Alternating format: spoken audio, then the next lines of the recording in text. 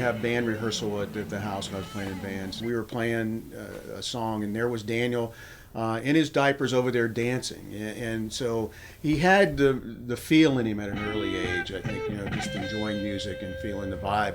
There was always guitars around the house, and it just kind of came naturally. He never, my parents never tried to force me or anything. It just kind of, I just always saw it around, and it was something that I kind of picked up on. I was about 9 when I really started playing guitar, when I really actually got into it and said, well, I really want to do this. I was always playing acoustic guitar around the house, and I wanted somebody to kind of to jam with me, and he started taking an interest. So I immediately just jumped on that and tried to teach him some chords, and he took to it right away and was very efficient at an early age. It became, I just wanted to play every day. It wasn't that I was forcing myself to. It was just like, it's like a bug. It's like anything, you really enjoy doing it, so it just happens all the time, and you just want to do it all the time. You don't want to do anything else.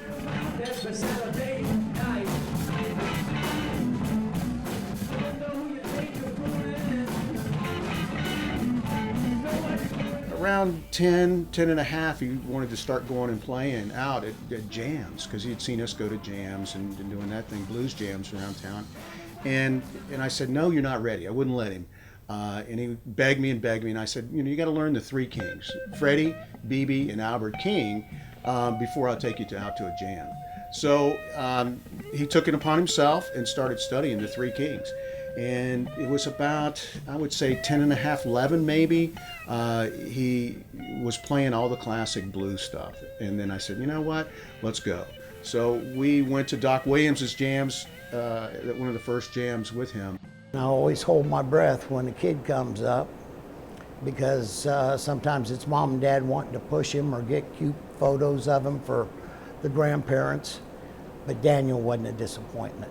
He knew his chords, he knew what to do.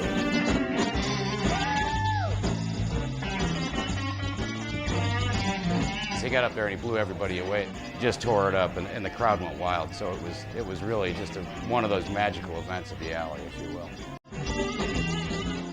Here's this kid, he's like 11 years old, how kids are at that time, and he's up there just wailing on the blues. And people were just amazed, and still are, of the level of his talent. He was good from the start.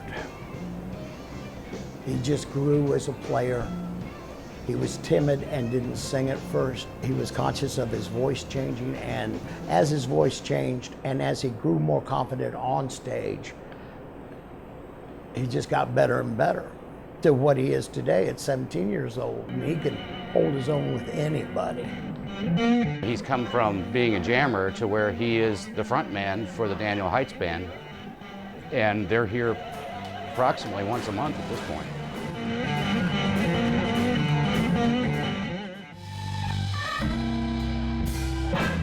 Have you ever loved a woman? Playing in blues clubs for someone his age is probably not the best environment. I'm there to chaperone him.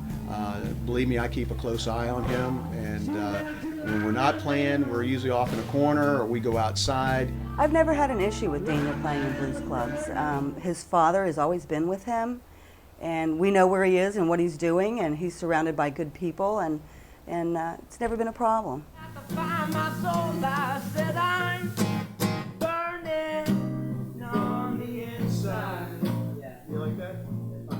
My dad definitely has been the driving force behind this whole thing, because without him, I'd probably be playing baseball or anything else. So without that musical background that he had, I wouldn't be anywhere. He taught me my first chords. He's been there through my first gig. I got to tell you, as a father, I couldn't be prouder. I'm having the time of my life. It's really awesome, and to be playing with him as a musician and share the stage with him is just a real honor. And to see how he grows, and we're just having a great time. And I couldn't be prouder as a father and as a musician as well.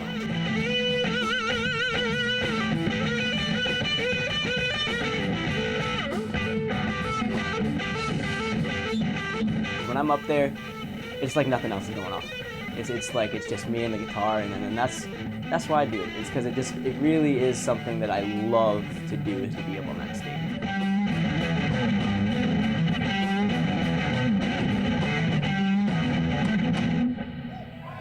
Thank you guys.